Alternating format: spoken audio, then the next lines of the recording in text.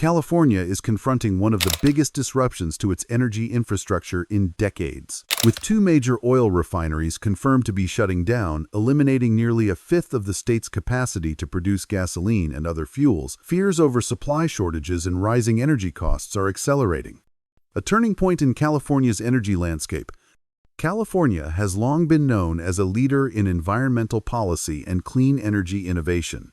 Yet, that leadership now faces a stark challenge: the confirmed shutdown of major oil refineries that have for decades helped supply fuel not only to millions of drivers in the state, but also to neighboring regions. Over the next 12 months, two cornerstone facilities, one in Southern California and another in the Bay Area, are scheduled to cease operations, threatening to reshape the state's fuel supply system, drive up prices, and strain local economies. In this video, we will break down the details of these refinery closures, why they are happening, the ramifications for energy supply and prices, and what this means for California and the broader West Coast. What's shutting down? The two major refinery exits. The first confirmed closure is Phillips 66's Los Angeles area refinery in Wilmington, which processes approximately 139,000 barrels per day of crude oil and related fuels. The company began winding down operations in late 2025, with full closure expected by year's end.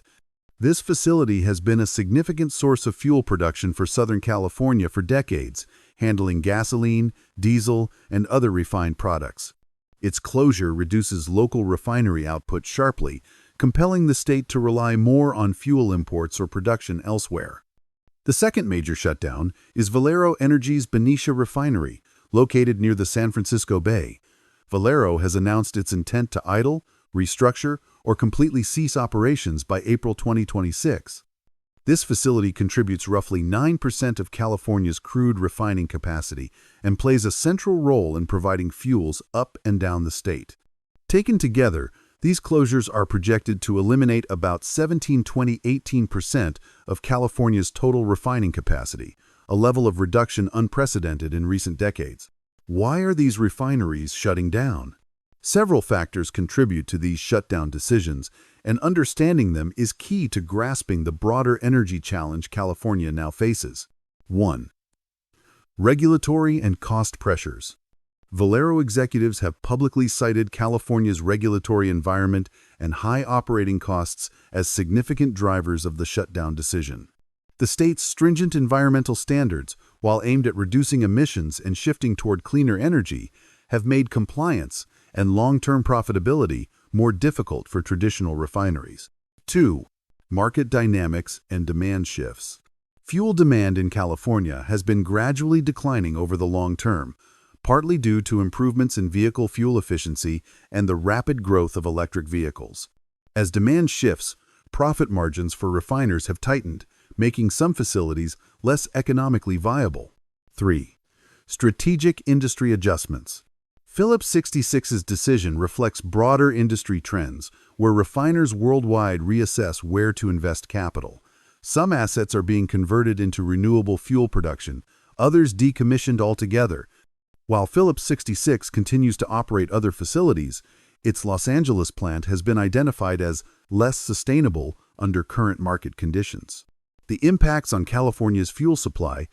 California is a unique energy market. Unlike much of the United States, it operates with limited pipeline connectivity to major refining hubs in the Gulf Coast or Midwest. This geographic isolation means the state depends heavily on local refining capacity. With roughly 18% of refinery capacity disappearing, several critical consequences emerge. 1. Increased dependence on imports. The losses are likely to force California to import more gasoline and other fuels from distant markets, including the Gulf Coast or overseas suppliers in Asia, especially for the specialized gasoline blend California requires known as CARBOB. Imports increase logistical complexity, raise transportation costs, and expose supply chains to global market volatility, a stark contrast to producing fuels locally. 2. Higher fuel prices for consumers. Economic fundamentals dictate that when supply drops and demand remains steady, prices rise. Analysts warn that gas prices across the West Coast, already among the nation's highest, could climb further, especially if closures coincide with supply disruptions or peaks in demand. Some forecasts even project prices well above the national average in the longer term if additional bottlenecks occur. 3. Regional ripple effects. California's refining output historically supplied not only the state but also neighboring regions like Nevada and Arizona. The shrinking production base means these areas may face tighter supply conditions, potentially driving regional price increases as well. State and industry responses. The prospect of these closures has triggered significant reactions from policymakers, industry experts, and energy strategists. State efforts to prevent closures. California officials have been actively seeking buyers or alternative operational plans for remaining refineries, particularly in the Bay Area, with the goal of keeping critical infrastructure functioning and mitigating supply shocks. This coordination often involves the California Energy Commission, which is tasked with balancing environmental goals with practical supply realities. Debate over energy policy. Critics of state policy argue that aggressive climate regulations, while environmentally important, may have inadvertently driven producers out of the state before adequate alternative fuel infrastructure is in place. Supporters of the regulations contend that the closures reflect broader market trends and that long-term planning must focus on clean energy transitions. Potential infrastructure solutions. The refinery capacity gap has spurred interest in expanding alternative logistics options, including proposals for new pipelines to bring fuel from other regions to the West Coast. These projects face regulatory, financial, and logistical hurdles, but signal how the industry might adapt. The closure of large refineries carries significant economic and social implications. Each refinery supports hundreds of direct jobs and thousands of indirect positions across transportation, distribution, and service sectors. Plant closures, therefore, strain local labor markets and tax bases. Higher fuel prices trickle through to broader economic activity, increasing transportation costs for goods and potentially raising prices for consumers beyond gasoline at the pump. Energy security concerns.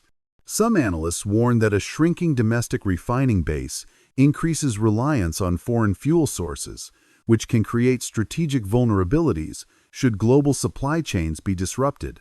Looking ahead, what comes next? California stands at a crossroads between environmental ambition and energy reliability. The confirmed shutdowns of major refineries underscore the challenges of managing that balance. The state must navigate how to ensure stable fuel supplies for residents and businesses while continuing to pursue aggressive climate goals. How policymakers, industry leaders, and global markets respond to these closures in the coming months will shape not only gasoline prices, but also California's broader economic and energy landscape. The confirmation of major refinery shutdowns in California, taking nearly a fifth of the state's refining capacity offline, marks a pivotal moment in the West Coast's energy narrative. With higher prices at the pump, increased reliance on imports, and growing debate over energy policy, Californians and surrounding states are likely to feel the impact long before the last barrel is refined.